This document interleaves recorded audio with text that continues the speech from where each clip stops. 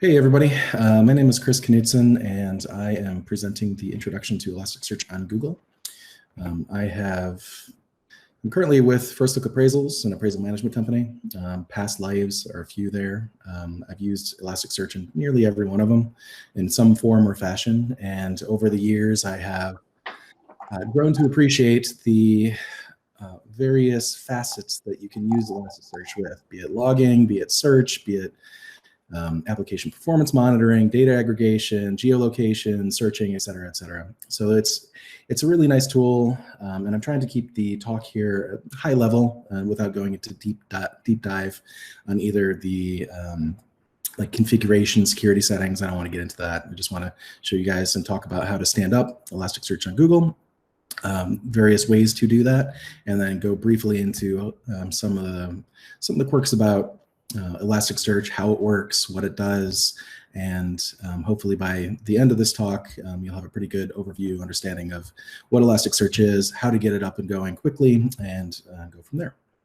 So I'm just going to dive into the slides. Feel free to dump any questions that you have in the chat, or if you have any pressing concerns about a slide or whatnot, feel free to call me out and I'll try to answer your questions. So I'm not affiliated with Elasticsearch besides liking to use it wherever I can.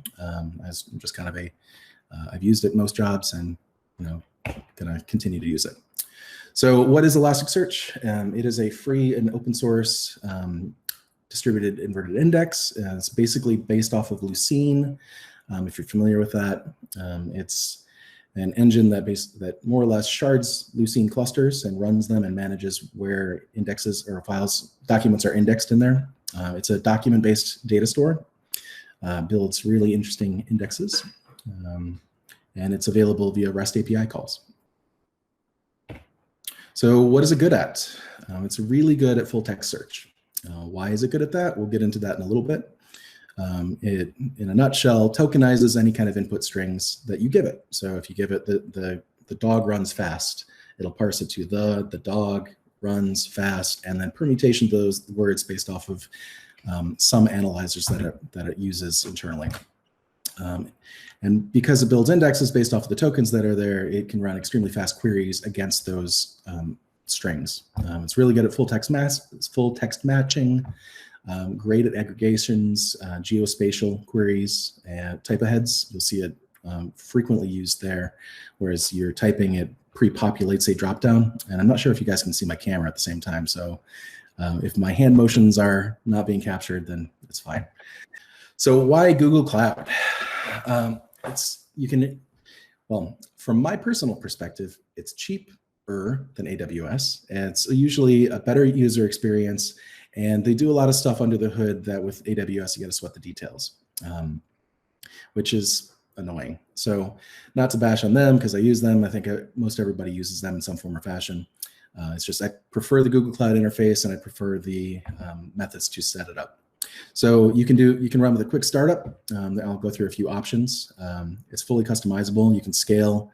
You can deploy to Kubernetes. You can use the marketplace to quick start yourself within Elasticsearch cluster.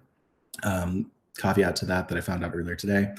Or you can just spin up a compute instance at whatever size you want and then install Elasticsearch, Cabana, Logstash, all of the other things that you would normally run with the ELK stack, Elasticsearch, Logstash, Cabana on there.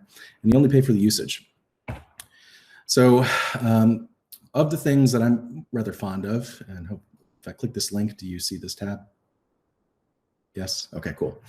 The Elasticsearch Elastic Cloud Enterprise is really cool. There's a quick start guide here that you can follow through. If you're good with Kubernetes, that's really, there's a lot you can go down the pipe with this. You can do it yourself. Whereas you just download Elasticsearch, like spin up a compute instance, download Elasticsearch, in the bin, run the script, get Cabana, run the script, and you're basically good to go. Elasticsearch is the engine, Cabana is the view of the engine. So when you're setting these things up, what you need to do is you need to configure permissions for Elasticsearch, create a user for Cabana to access Elasticsearch at, and security is kind of baked into it out the gate.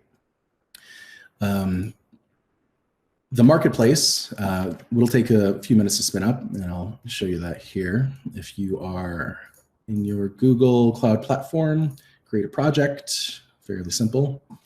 Right now I'm looking at, I was looking at Kubernetes. Down in the Kubernetes, you have a marketplace, and you can type Elastic Search cluster, and then you can click to deploy an Elasticsearch cluster. And I'm going to go ahead and do that right now.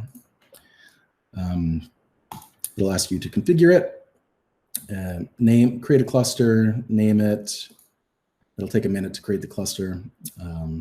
Basically, it's creating an Elasticsearch cluster. No, unfortunately, Bill, the cluster here is just Elasticsearch. You have to spin up a Cabana instance to talk to that, ideally within the same security group or whatnot. I kind of gave up on that step because I've got an easier way to get started with Elasticsearch here that I'll show you in a second.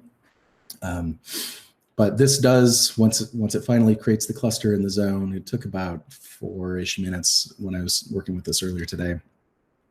It'll let you deploy it, then it'll spin up your various pods, it'll allow you to scale, it'll attach storage on there, and you can adjust those and tweak those settings for you. Well, that's going. The Elastic Cloud is the offering by cloud.elastic.co, and I will shamelessly plug it because it's 14-day free trial with no credit card, and it gives you a really nice interface to manage your deployments. And the Elastic Cloud Enterprise is basically the same thing as what we're seeing right here. It's just deploy on your own hardware or your own services. So when you're working with if you wanted to do this, if I was going to do this myself, I would stand up the Elastic Cloud Enterprise on my own Kubernetes cluster, go through the hassle to then create deployments here. I think it'll only let me do one because I didn't give them money. But you can say create a instance of Elasticsearch which comes with Cabana, which comes with a APM, which is their application performance monitor endpoint up in the cloud already, and you don't need to manage much of anything. If you wanted to, the other stuff that it allows you to do is one-click scaling, zone changing, and it'll kind of spec out on the side here. Can you see my mouse? Twirly? Okay. It'll spec out kind of what the cost is based off of what you're trying to do. So you can set you can basically create your cluster based off of an optimized, like, are you going to use a lot of memory? Are you doing a lot of throughput? Are you doing a lot of like disk space storage? And orient your clusters based off of that. Let me just delete this. Oh, I don't want to do that. I'll delete that. I'll show you guys later because I actually loaded some stuff in the APM so that I could talk to what it was. But what's really nice is you can see that there's a data cluster, there's an APM cluster, the master, and then a high IO one, and then there's an instance of Cabana running down here. So you can see the JVM memory pressure. One of the things that I've noticed about Elastic over the years is it's pretty heavy on memory. So you're going to want at least 1.5 gigs, 2 gigs minimum for like a minimum instance. And as you get more involved, more indexes, more, which are basically collections, when you put more stuff into it, you're going to increase that memory pressure. And available memory is important for Elastic because it's over time kind of like it builds up memory, like basically memory stacks, and as things get used less, it collapses them and collapses them and collapses them and optimizes down the path. So if we want to look at that, the cloud ID here, this is fairly useful. If you're using the cloud Elastic deployment, this is a reference to specifically my cluster here, so feel free to copy that if you can type that out really quickly. What you can do is in your application code, reference your Elastic instances via that cloud ID, and then they can just really easily talk with each other without having to, configure networking and all sorts of other relatively painful points. Let me jump back to this. Let's see how this is doing. Let's go ahead and click deploy. It'll take a couple more minutes. And what it's doing is basically, like I said, spinning up in the Kubernetes engine and application of Elastic. So it'll take a few minutes to that. So I'm going to keep talking and then I'll jump back to this in a few minutes here. The cloud enterprise, if you can do it, go for it. It takes some DevOps experience to be able to run with that. A DIY, it's relatively simple. All it is pulling down your, there we go, pull down the repos, move them to an executable location on the instance that you're running, and then start them. And they should talk to each other. There's some configuration you need to do or may need to do, but hopefully you don't have to poke at that too much. And by configuration, there are YAML files that you have to edit to basically say, this is where Elasticsearch is running, this is the username, the password, and that's more or less it. So my opinion is the one-click deploy is probably the easiest you can do, which is the free 14-day trial. You'll get a dashboard of Cabana that looks like this. If you're not familiar with Cabana, Cabana is basically the viewer into your data. And Elastic has added a lot of different features over the last couple of years, really. It used to be only, basically dashboard, visualize, dev tools, monitoring and management, but they've added logs, they've integrated the APM, which is the performance monitor. If you're unfamiliar with what that is, think Sentry or Datadog to capture like application stack traces. So, it's really useful in the sense that you can not only monitor your application code, you can, with logs, what'd you do? I didn't do that. You can monitor your logs, but what you do, like for example, is at a prior employer, you had a bunch of on-premise boxes running over a VPN, and you wanted to capture, data of the health of the machines outside of the stack. And there's all more or less Docker images. You can install like Beats, which is their broadcaster to capture system information, log data, scrape, system logs, output of the application, et cetera, and then ship it to Elasticsearch in bulk over a beat, a set of time. And then you can visualize that in mass with all of your instances, sort, filter, aggregate, et cetera, the machines that were out there. So it makes like managing multiple hundreds of machines out in the field really relatively easy. Think IoT devices, if you want to start capturing a lot of data coming in there, stream it through the logs, set up a beat, push it to your, instance up in the cloud, and go from there. The dash, that's a new one. It's either my network or something going on. You can add sample data, or you can import your own data. What I did for this was I added the sample flight data. You can click visualize, lets you view the dashboard, a graph, or a map. Canvas is a relatively new thing. Like people like interactive, like almost real-time data things. And the dashboard here can be shared for your business analyst people, and then they can see almost real-time numbers. Or if you have a big screen that you want to throw these sorts of things up on a TV, you can get a link, go full screen, share it, link it, so that people like sales guys can get their pretty graphs and go from there. So this data is all an example of the various things that you can do in Elasticsearch, or the data that's in there.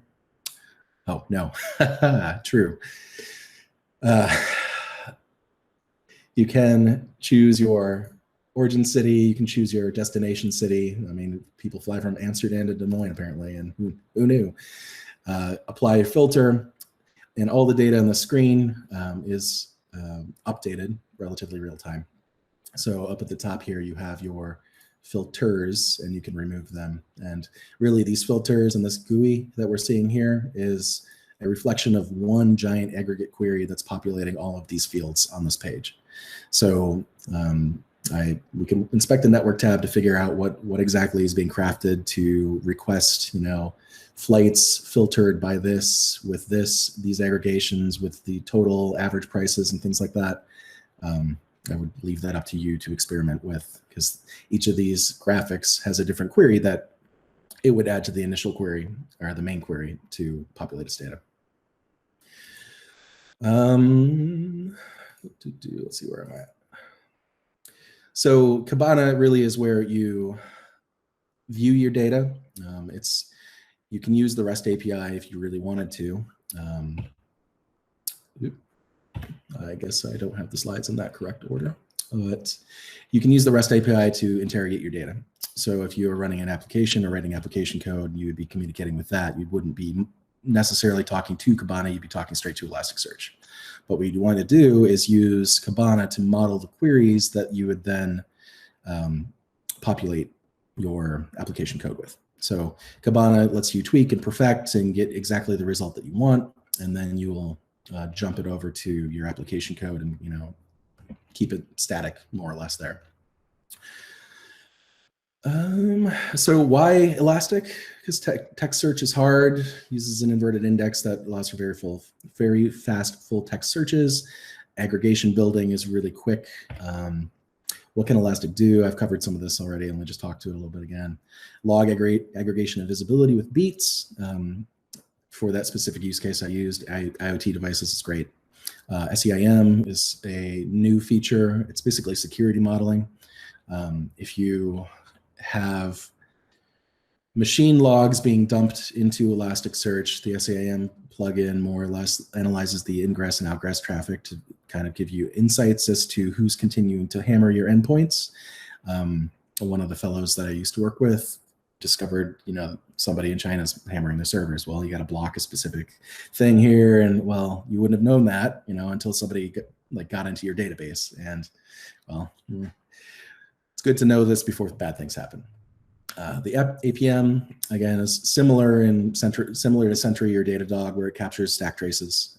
It's really simple to integrate, and it gives you a lot of good valuable output from the application developer's perspective. Near real-time dashboards with Cabana and or Canvas. Canvas is I think it's the graphic designer, the tool.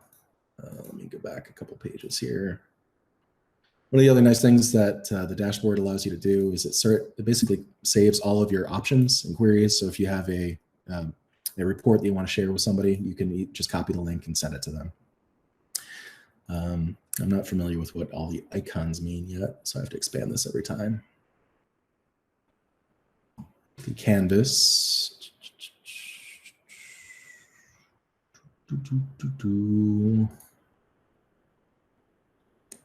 Allows you to do pretty graphics in a nutshell. So super fast geo search. When I was with work here, we did job searches based off of geolocation from a mobile device. And when you're searching over millions of entries, and Rick Worley here can talk to that if he wants to. It's a lot of jobs in a very short period of time, and the response time that you get with Elasticsearch is in the tens to hundreds of milliseconds at most. So it's pretty good. You can build weighted matching. You can, I'll talk to this in a little bit, but you can search off of a lot of different stuff. By default, when you are,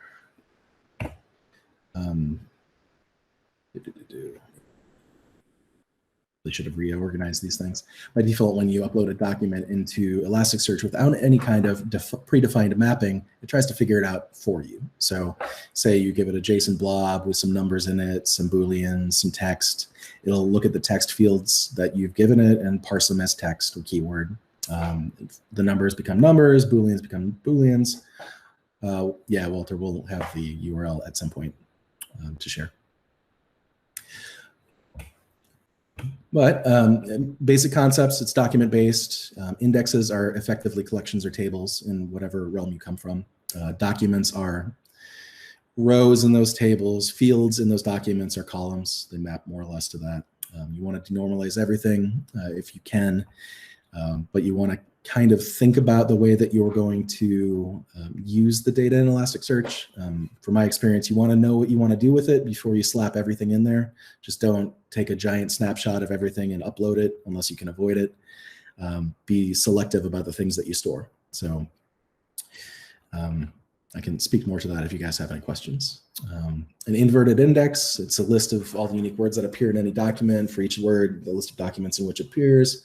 So I've mentioned this before, but when you upload a document, it gets mapped, and if it's a text field, it gets analyzed, and tokenizes the text in that field, and then it builds an index based off of the text in that field, and it uses that index to query off of. Clear as mud, right?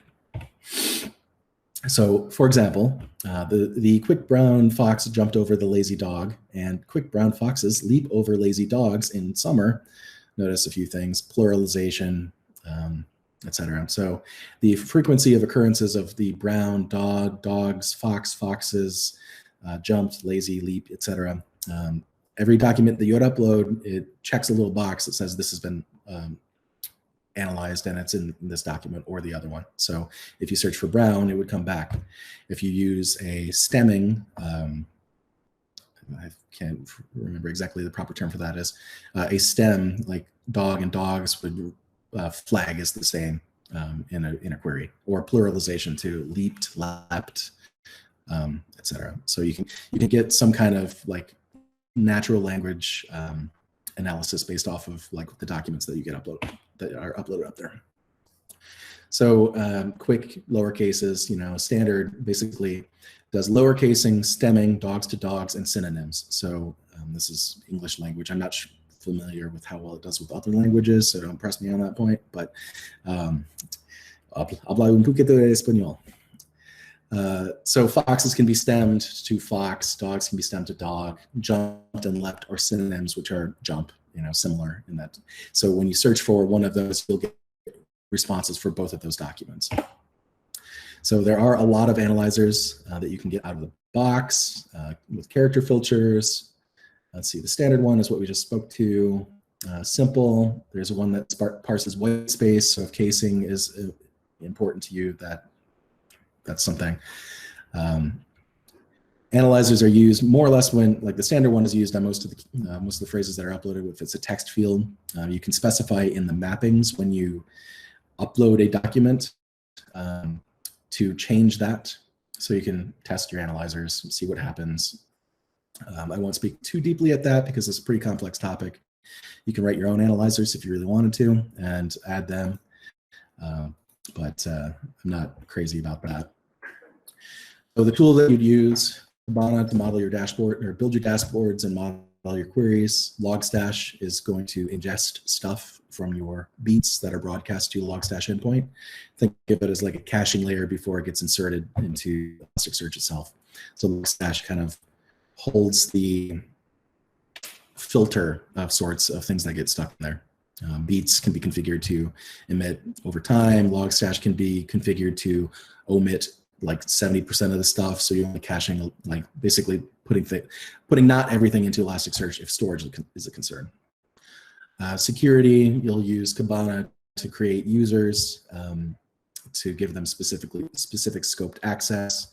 You can restrict users, read-write access to indexes, everything.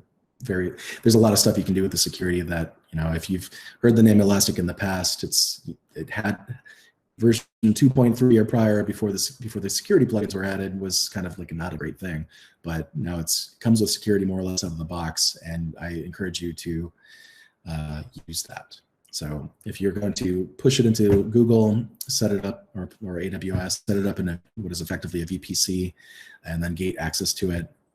If you have to have it exposed to the public, make sure that the users that you create in the security piece are, strong passwords, et cetera, et cetera. And APM, again, Sentry. So to create an index in Cabana, you can curl if you are working off the command line, or you just, skipping all the setup stuff, you can just put at if you're running at local host, or if you're running in the cloud, whatever your generated cloud endpoint is. 9200 is usually Elastic, and slash right there is Twitter, but that's whatever your index name is. And you should see something was created. That creates the index, which is effectively the collection of the table. And that you can add documents. So you can post a document to that, and that should work. It's been a couple years since I've tried that specifically. Let me jump over to Cabana. I had some saved queries. There we go. So this is my running cloud instance of Cabana. Let me just check this, see what's, oh, there we go. Still pending. So it takes maybe 10, 15 minutes to deploy the marketplace. There we go. So that's good to go. So now, by default, it's not exposed. So if you have kube control on your machine, you got to run this to slap a load balance on there. Then you grab the service IP out of it, and then you can access Elasticsearch on the internet via that IP address. But again, Bill, to your point, this doesn't have Cabana. It just has Elasticsearch with the volumes and some of the configs in there. So jumping back to Cabana, sorry, a little hair right here. Let me just do a cat of indices. And if you're familiar with GraphQL or the playground, this is a similar autocomplete kind of thing where if you control space, you can get all sorts of information of what's currently up there. The one that I care about right now, though, is cat of indexes. And what that does is it gives you the list of all the indexes. I have a Twitter 2 index. I've got some APM stuff that was scaffolded, some Cabana stuff, the original Twitter index that I was working with, and the flight one is this guy, Cabana data. So you can see more or less there's 13,000 entries, about 12 megs of space. I can't remember. I think this is memory usage. Not off the top of my head. I don't have title in there or column. So we can see that, yes, I have my put of Twitter, or let's say put Twitter 3. I've created a new index, and it is now there, and I can confirm that it's there. I can search, and what that does is it basically gives me all documents from all indexes at the same time. You can specify a index to search off of, like for example, Twitter search. There's only 1, 2, 3 entries in there. You'll notice that if I do query match all, that took 658 milliseconds, 10,000 hits, but I think it only returns the top 1,000 or 100 or 1,000 or some small subset of that, because you don't want to return everything at once. It gets expensive, you know, and they kind of stop you from doing that, which is a good thing. But you'll notice that when I get that back, the shape of the document that is returned is a little bit funky. It's got some metadata about where it is, the score, like, yes, we're going to return that based off of the query that you submitted. The source is the original document, where it has a whole bunch of other stuff inside of there. And updated at, and some other things that I don't really care for. If I wanted to search Twitter, much simpler. The document was really just title and message. If I wanted to search for a specific other thing, I can query match all or match specific fields, and then you basically filter off, or you basically add your parameters in there and you filter off of the responses. And we'll get down to that in a second here. So when it comes down to Elasticsearch, you can create an index, add a document.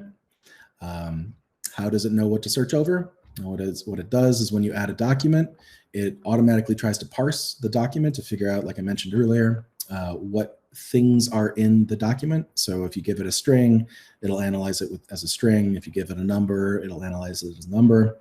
If you give it a Boolean, it's a Boolean. It probably won't figure out a Latin or long, but I don't know off the top of my head if it will, a latitude and longitude. So it automatically guesses whenever you give it a brand new document. But the only reason to use that is to define your own mappings. So when you're defining your own mappings, you want to upload a document, the ideal document that you want to work with right off the bat, let Elasticsearch guess and build the template for you to work with, and then you can customize what that mapping is. The problem with that is there's no easy way to update a mapping on an index. You need to create a new index with that new mapping, delete the old index, and then remap, or basically run hey, put this document over here into this new index with that new mapping right off the bat. So I wouldn't go to the extent of uploading hundreds of millions of documents right off the bat. I would say grab 1 or 2 examples and then figure out what your mappings are going to be, then do a bulk load and make sure that you get everything in there that you want it to be. So it'll try to figure out, text, dates, doubles, blah, blah, blah, IP addresses. If it's a JSON object, you can do geo points, shapes, and I won't speak much to that. Custom mapping can be updated more or less like this. You put to an index, you say mappings, these are the properties, this is the field of type text, name of that, created type date, and you can specify the date format that gets updated there. So when you're in practice, like the magic of Elasticsearch, if you want to do really good stuff, custom search is define a really good mapping for your index, and then that's pretty much it. The timestamp. I need mappings. Not sure. Get back to you with that. You can post to the reindex API, where you basically have to, assuming that the index of Twitter here was the one that had the bad mapping, the new index of new Twitter has the new mappings. You can say, hey, post to reindex, and it'll like move all the documents over and remap them. So you don't have to drop all your data, which is a good thing. So again, there's no easy way to do it. It's best to sample with test it with a couple of documents right out of the gate, and then do your upload. If you have to, you can use the reindex API to move your stuff over to the new proper mappings. Real world example, I had a snapshot of the Google homepage in here, but I'm pretty sure they don't use Elasticsearch, so I took it off. I'm sure they do. They have their own special sauce. But one of the real things that you can do is define like a single input field that looks at address, neighborhood, city, zip code. And with Elasticsearch, you can query over in one field, one request, multiple indexes or multiple fields, which takes the value that's input there, compares it to a weighted mapping, or basically a query that can be weighted. So if you have an address, a street address, it could be parsed as the same as a zip code, but it's going to try to test those 2 fields and then give you back the results for that. Usually you see in this a type ahead, like an address, I can't remember where I grabbed this screenshot off the top of my head, but if you've tried to refinance your house or bought a house or anything like that in this great market, you'll see you start typing, it's like, oh, well, we're going to hit this endpoint, and then 13, boop, boop, boop, and then all of a sudden your autocomplete dropdown pre-populates with all the things that could be an option in the States. So let me jump back over to Cabana here real quick. To search an endpoint, you can follow this pattern, the /search, boop, gives you all the results, capped at it. You can query, matching all, or you can say match specific things where the title is test. And you will get all of the things that are test because, I added the same document 3 times. That's pretty sweet. So it's a nice, easy, full-on response. If you want to add a document, you can post it. And this apparently is a deprecated API.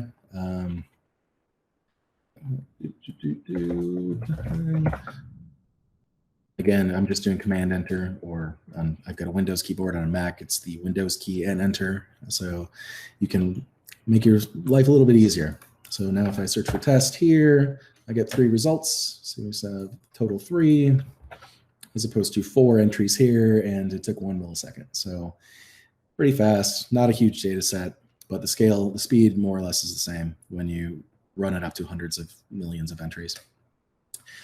There's also another way to do it. You can post to the create endpoint. It does the same thing as the doc endpoint. You can pass an ID here, or you can pass it in the object itself, or not pass an ID if you don't want to pin it. If you wanted to figure out what the mappings were, so that you would have a good template to start with to, index my super complex title and message object payload, you can say git Twitter /mapping.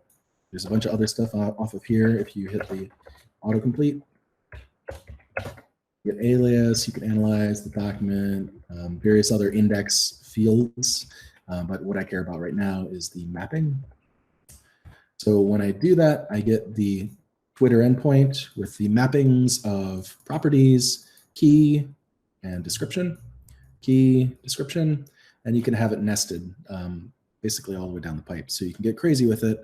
You do want to not have something with 125 different fields, key values, because if you do that, there's a very high possibility that you have a mapping explosion where when you add a document, it takes forever to index it. Not a great idea, but like I said, you want to keep things small. You want to be precise about the mappings that you define. So for example, this message is parsed as a text with a field of keyword, which is a keyword parsed. I could add another field of raw if I wanted the raw field on there. And so you would access, when you're querying these things, let's see, title, keyword, it gives me the keyword thing. But this is one way to say when you upload a document, you can parse one field multiple ways and get the same, basically get different results for mapping the inbound fields, and it can be useful. So you can refer to it as a keyword, you can refer to it as the raw, you can refer to it as however else you want to. So the thing that gets stuck right here can be whatever you want. That's pretty much it. If you wanted to create a field or create an index with mappings, I think it's going to create the index, and then add the mappings of ID, integer, keyword, text, so you can define those things. Really, you only need to do this once, and then start using it, start adding documents. Bulk inserting is better because it will index everything at once than doing it all one at a time. I mean, it's fairly, you don't want to do a whole bunch of HTTP post requests, roll them up into one and then go from there. If you wanted to search all the flight data, 10,000 entries, capped at that, returns less than that. But you can see the structure of the document that it populated from some XML payload somewhere. And if you wanted to search, see the mappings of the thing that was added in there.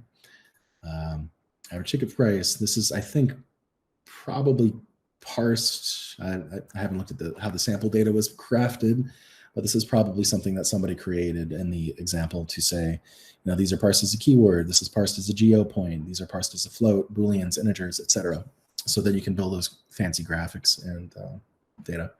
So if you wanted to search, you can bool match the title or whatever you wanted to, and then filter those matched results off of geodistance. So in Russia, I think the destination or origin location of I can't pronounce that international airport.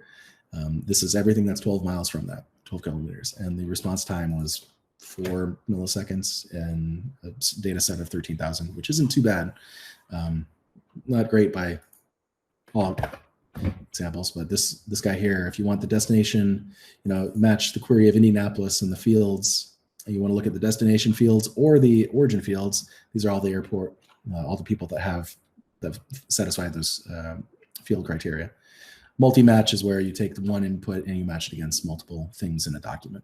So to the point of a single text box, you could have the address or whatever the input field is mapped against the address, neighborhood, city, state, zip, etc. And that's Elastic in a nutshell. Getting up and going on cloud.elastic.co. Let me just delete this deployment. Delete. If you wanted to create a deployment, you can via the Cloud Enterprise, where would I have it? The Elastic Cloud Enterprise effectively is the same as what we're going to do here. You get into here, you create a deployment, pick your platform. GCP is my preference here. And then you pick your region, and then you have your choices of compute, memory, hot, warm, app search, IO optimized, cross-cluster searching, which you can pick your specs, and then you can actually customize your deployment if you really want to, for fault tolerance, enable machine learning if you really want to, a coordinator node, which helps offload some of the responsibility, one node for Cabana, probably want to increase the memory on that because you saw how spinny it got at times. APM, not too bad. But for the most part, to get started with this, you can click the button to say, IO optimized. If you know you're going to be running a lot of like compute stuff, lots of ingest mappings, go compute optimized, memory optimized, help you search, hot and warm, time series data, etc. So app search is the other option that you have here. So click create deployment. Again, same as with the Elastic Cloud Enterprise. If you're going to do this on your own, it takes a little bit more know-how and desire to futz with YAML files to get these things running on a GCE instance. But you get your password. Feel free to copy that. I'm going to delete this right afterwards and go from there. So you can see what it's doing. It's setting everything up. And then when you're good, you get a green light and you get a login and you can go from there. So hopefully that was a quick, brief, expansive overview of Elasticsearch on Google Cloud without going into too much depth. Do you guys have any questions?